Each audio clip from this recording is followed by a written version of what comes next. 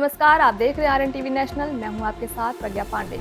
देश की राजनीति में एक बार फिर बड़ा चुनावी दौर शुरू होने जा रहा है। अप्रैल 2026 में खाली हो रही राज्यसभा की 37 सीटों के लिए चुनाव कार्यक्रम का ऐलान कर दिया गया है। महाराष्ट्र, बिहार, पश्चिम बंगाल, हरियाणा समेत 10 राज्यों में होने वाला यह चुनाव न केवल संसद के ऊपरी सदन का संतुलन तय करेगा, बल्कि आने वाले राजनीतिक समीकरणों की दिशा भी तय करेगा। आइए समझते हैं कि चुनाव की पूरी टाइमलाइन, चुनाव की प्रक्रिया और इसका राजनीतिक महत्व। भारत के निर्वाचन आयोग ने राज्यसभा चुनाव का शेड्यूल जारी कर दिया है। अधिसूचना जारी होगी 26 फरवरी 2026 को। नामांकन की तारीख है 5 मार्च 2026।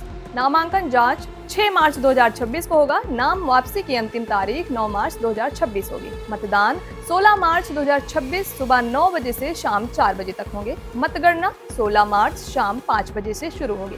पूरी प्रक्रिया 20 मार्च 2026 तक पूरी होगी। इस चुनाव में 10 राज्यों की 37 सीटों पर मतदान होगा और राजनीतिक दल उम्मीदवारों के चयन में जुट गए हैं। समझते हैं राज्यसभा चुनाव कैसे होता है। राज्यसभा, जिसे संसद का ऊपरी सदन कहा जाता है, एक स्थायी सदन है जिसे भंग नहीं किया जा सकता है। राज्यसभा के सदस्य सीधे जनता द्वारा नहीं चुने जाते। राज्यों की विधानसभाओं के निर्वाचित विधायक मतदान कर सांसद चुनते हैं। चुनाव आनुपातिक प्रतिनिधित्व और सिंगल ट्रांसफरेबल वोट प्रणाली से होता है। विधायक उम्मीदवारों को प्राथमिकता क्रम में वोट देते हैं। जीत के लिए जरूरी वोटों की संख्या एक तय फॉर्मूले से तय होती है, जिसे कोटा कहा जाता है। यदि कोई उम्मीदवार कोटा हासिल कर लेता है तो वह निर्वाचित घोषित हो जाता है। अन्यथा सबसे कम वोट पाने वाले उम्मीदवार के वोट दूसरी प्राथमिकता के आधार पर ट्रांसफर किए जाते हैं। राज्यसभा चुनाव में खुला मतदान होता है, यानी विधायक अपने वोट को पार्टी के अधिकृत एजेंट को दिखा सकते हैं। इसका उद्देश्य क्रॉस वोटिंग रोकना है। हालांकि कई चुनावों में क्रॉस वोटिंग राजनीतिक समीकरण बदल देती है। यही वजह है कि राज्यसभा चुनाव अक्सर संख्या बल,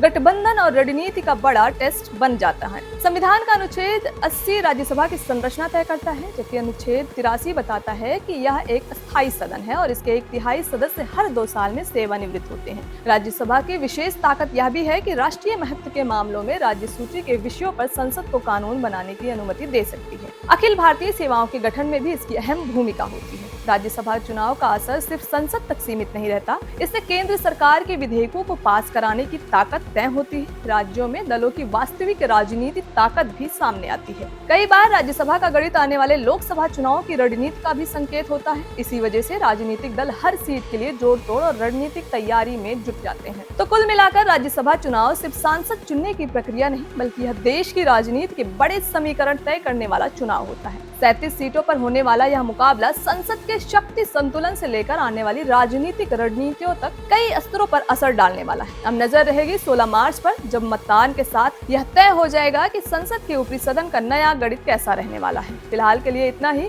खबरों के अपडेट्स के लिए जुड़े रहें आरएन टीवी नेशनल के साथ।